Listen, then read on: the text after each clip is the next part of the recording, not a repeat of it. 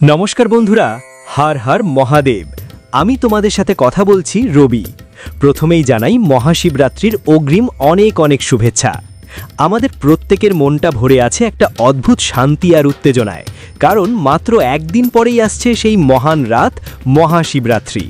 2026-এ এটা পড়েছে রবিবার 15ই ফেব্রুয়ারি। ভাবতে গেলেই গায়ে কাঁটা দেয়, তাই না? আজ তোমাদের সাথে বসে আমি চাই এই পুরোটা খুব সহজ স্বাভাবিকভাবে যেন আমরা বসে চা খেয়ে গল্প করছি। আচ্ছা যাই হোক, চলো শুরু করি। শুরু করার আগে বলছি, ভিডিওটি খুবই গুরুত্বপূর্ণ, তাই খুব মন দিয়ে না শুনলে কিন্তু কিচ্ছু বুঝতে পারবে না। প্রথমেই বলি, কি এই মহাশিবরাত্রি? দেখো, প্রতি মাসে একটা শিবরাত্রি আসে, কিন্তু এইটা মহাশিবরাত্রি কেন? কারণ এই রাতে শিবের কৃপা সবচেয়ে বেশি। এটা শুধু পূজা অর্চনার দিন নয়, এটা একটা আধ্যাত্মিক জাগরণের রাত, অন্ধকারের মাঝে আলো খুঁজে পাওয়ার রাত।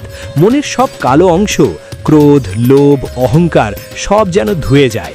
আর যারা সারা রাত জেগে থাকে, শিবের নাম জপ করে, ওরে বাবা, সেই অনুভূতি অন্য লেভেলের। এখন কয়েকটা পুরাণের কথা বলি, যেগুলো শুনলে চোখে জল আসে। একটা গল্প খুব প্রিয় আমার। এক ব্যাধ ছিল, নাম সুস্বর। সে জঙ্গলে শিকার করতে গিয়ে একটা বিল্ব গাছের নিচে বসে পড়ল। রাত হয়ে গেল, সে না জেনে বিল্ব পাতা ছিঁড়ে ফেলল, আর সেই পাতা শিবলিঙ্গের উপর পড়ে গেল। সারা রাত সে জেগে রইল, শিকারের জন্য অপেক্ষা করতে করতে। পরের দিন সকালে সে মারা গেল, কিন্তু যমদূত এলো না, শিবদূত এলো। কারণ অনিচ্ছায় হলেও সে শিবরাত্রির নিয়ম পালন করেছিল। ভাবতো, শিবের কৃপা কতটা অপার। ভুল করেও যদি কেউ তাকে ডাকে, তিনি ছেড়ে দেন না। আরেকটা, শিব পার্বতীর বিবাহ। পার্বতী কত তপস্যা করলেন শিবকে পাওয়ার জন্য, আর এই রাতেই তাদের মিলন হল। পুরুষ আর প্রকৃতির মিলনের প্রতীক। সমুদ্র মন্থনের সময় হলাহল বিষ খেয়ে শিব নীলকণ্ঠ হলেন, বিশ্ব রক্ষা করলেন।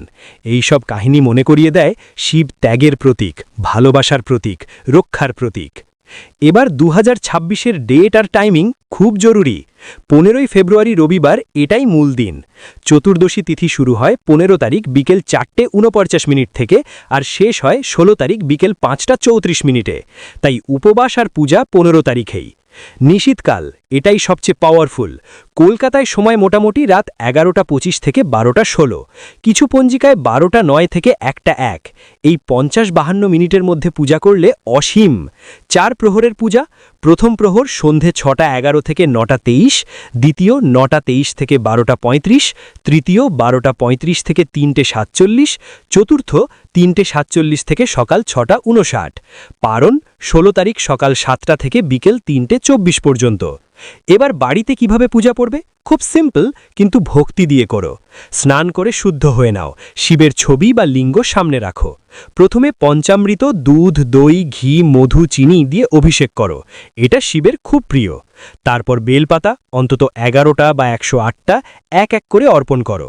মনে মনে বলো, হে মহাদেব, আমার সব দোষ ক্ষমা করো। ধূপদীপ জ্বালাও, ফুল দাও, ফল দাও, ধতুরা, আকন্দ ফুল দিলে তো কথাই নেই।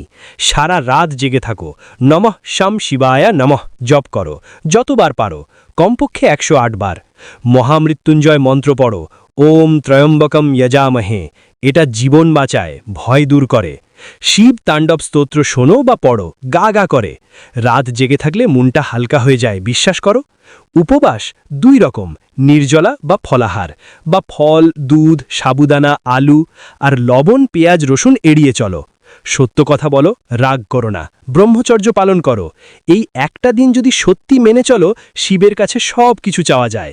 ধন, সম্পদ, সন্তান, স্বাস্থ্য, মোক্ষ, যশ সব। ভারতের কয়েকটা জায়গায় তো উৎসব লেগে থাকে।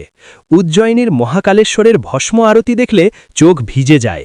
কেদারনাথ, সোমনাথ, ঈশা যোগ সেন্টার, সদ্গুরুর সাথে সারা রাত মেডিটেশন, ওয়াও। আর কৈলাস মানসরোবরে, সেখানে তো মনে হয় শিব নিজে বসে আছেন। বন্ধুরা, এই রাতটা শুধু উৎসব নয়, এটা নিজেকে নতুন করে খুঁজে পাওয়ার রাত। 15ই ফেব্রুয়ারি রাতে শিবের সামনে বসে বলো, হে মহাদেব, আমার অন্ধকার দূর করো, আমাকে জ্যোতি দাও, আমি তোমার কাছে সমর্পিত। হর হর মহাদেব, শঙ্কর ভগবান কি যায়। তোমরা সবাই এই রাতটা উদযাপন করো। ভিডিওটা লাইক করো, শেয়ার করো, আর কমেন্টে বলো তোমাদের শিবরাত্রির প্ল্যান কি। দেখা হবে পরের ভিডিওতে। আর এই তোমাদের বন্ধুটাকে অনেক অনেক সাপোর্ট করো। নমস্কার।